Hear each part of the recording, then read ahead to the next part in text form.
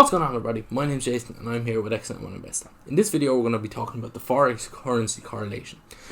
What I mean by that is commonly throughout the whole of the foreign exchange market you're going to find similarities between different currencies. And what can happen is there can be an overwhelming strength or weakness in a particular currency. And when we talk about the major Forex pairs, we're talking about the dollar most of the time, right?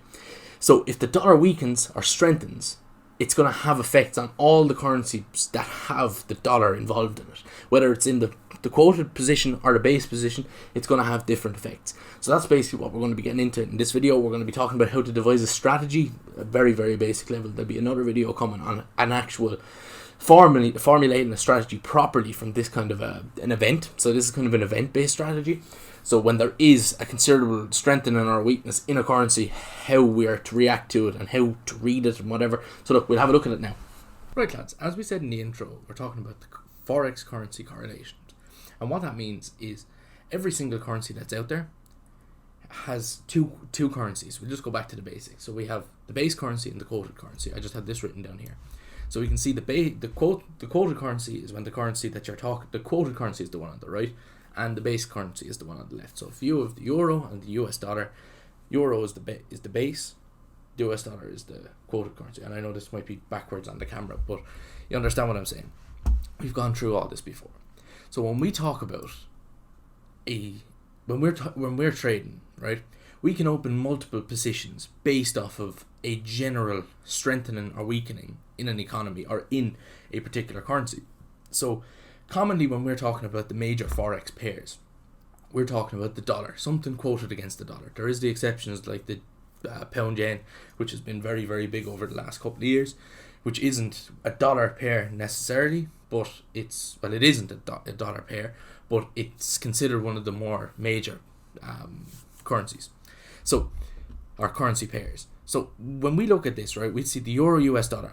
If that goes up by 0.5%, which would be a fairly average kind of a move, right, we can tell that from that it's either a strengthening in the dollar or a weakness in the euro, right? And we can check the Forex indices for this.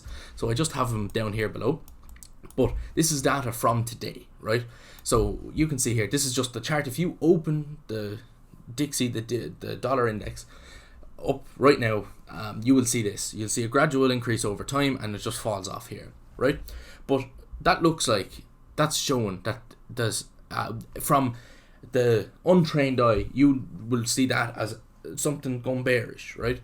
But we said that when the price goes up, right, it's a strong dollar, right? So when the dollar is quoted, the price goes up, we're saying it's either a strong dollar or a weak euro, right? And we can check the indices to tell us that, right? So we were saying strong dollar, but why is it going down? It's really, really advanced and tricky to understand why, but the simplest solution to it is to just invert your chart. Don't change the colors, don't do anything. You can just, by looking at these, it's a little bit hard to see, but you can just see that this move here is this one here. Then you can see this one, this is a little bit shifted a little bit. I just took them just a couple of minutes apart, but you can, if I just rotate this around, you'll see that it might be just a mirror image of the other. So you can kind of see this is the movement down, this is the movement down here. So you can it's the exact same data, only there's an option on TradingView to invert the chart, and that's all I do. I just invert the chart so I can see when I see the dollar index going up on the inverted chart, really it's going down. I know that it's time to buy maybe into anything with the quoted dollar, right? And depending on your broker, you can have it set up that you can have so I know some brokers offer a group position, so you can have a couple of them grouped and you can open the same position size and all that kind of stuff. And if you had a strategy that did involve, like I personally have a strategy where when the dollar, in a basic way, it's when the dollar index goes, this is the way I used to have it. It's a simple way of having it, but the way over time I've developed the way of just reading a chart, not theoretically but in a practical way. So I can read that and know when the dollar index goes down, it's time for a strengthening in the dollar. It is really, really confusing, and there's a lot of things to do with the foreign exchange market that is confusing, but this is one thing that over time you'll just understand it. So the basis of the strategy is I have a 200 MA on every chart, no matter what I'm trading, whether it's crypto or whatever, it just gives a good overall indication of what the chart, or what the strength of, whether it's trading above or below the last 200 periods of a moving average. So this is the Forex moves today, right? This is Monday the 7th of April, or the 5th of April 2021, right? And we can see that the pairs that have the dollar quoted all rose by, I'd say there's an average of about 0.5%. And all the ones that had the dollar in the base decreased by 0.5%, right? So there's obviously a massive correlation there. So, and that was a result of the dollar strengthening. And it's easy to just kind of invert the chart. You just go into TradingView here, you just right click on the chart and you just see Invert Scale, and it just flips the chart upside down, plain and simple. And I know this is set up for the whiteboard. If I change it over to the TradingView screen, you can see it there, kind of fit to the screen properly. But if I just go back over to the whiteboard again, so I hope that's clear enough. If there's any questions, just leave them down in the comments and I'll answer them. But basically, dollar quoted, dollar strengthens, you'll see these figures increasing.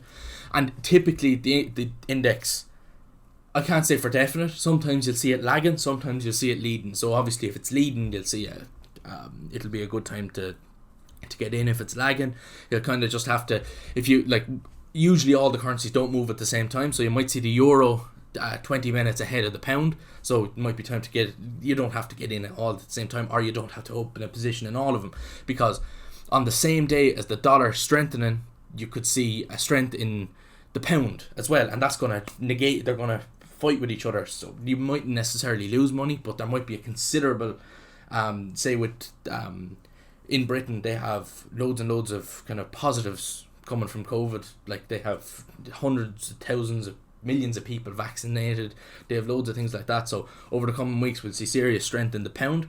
So if you have two things strengthening, you're just gonna they're gonna fight each other, and they're gonna find it hard to break past each other. So so we'll get on to the second half. So when the dollar is in the base currency, when the price goes up, we see a weakness in the dollar or a strength in the Swissy, as I have it here, the Swiss franc. We just verbally we'd say the dollar Swiss franc, as in this pair. This is the euro dollar, or some people call it EU, but that can sometimes get confusing with other currencies. If you're talking about crosses and minor forex pairs, the EU isn't really used. GJ is used very, very commonly for the Great British Pound against the Japanese yen. So if we see a strengthening, if we see an increase on a dollar Swiss franc, we'll see either a weakness in the dollar or a strength in the Swiss, right? So if we go back down to here, we can see the dollar Swiss franc, we saw the strengthening in the dollar, right? The strengthening in the dollar. So we saw strong dollar, increase quoted, these all went up. We can see dollar base, weak dollar, and we saw price going down. That's the basics of the whole kind of strategy when it comes to this kind of thing. So we can see price goes up, or when we see a price where all the things, this is kind of thinking of it from a kind of a hindsight trading point of view, but when we see, like, just based off of today's information, we can see that when any pairs that had the dollar in the right hand in the quoted position, they all went up, and anything that had the dollar in the base position all went down by roughly about the same amount. So, and just to conclude as well, invert your indice chart. So all your index charts, just invert them. Don't forget, like, it can be a little bit confusing to look at a chart and see red candles going up the way and seeing the open and the closes. So like on these, this is the open, this is the close, rather than it being the open and the close as we'd usually know it from looking at a red candle. But that's the basics of this kind of a strategy. We went over this at the start. If it's quoted, it's something against the dollar, and then if it's the dollar against something else, if it's the base currency.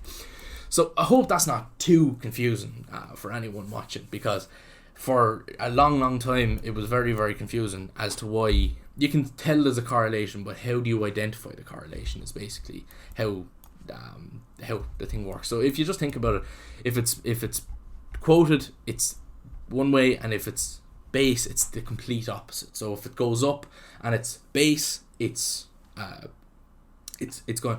If it's quoted and it goes up, it's a strong dollar. If it's base and it goes up, it's a weak dollar.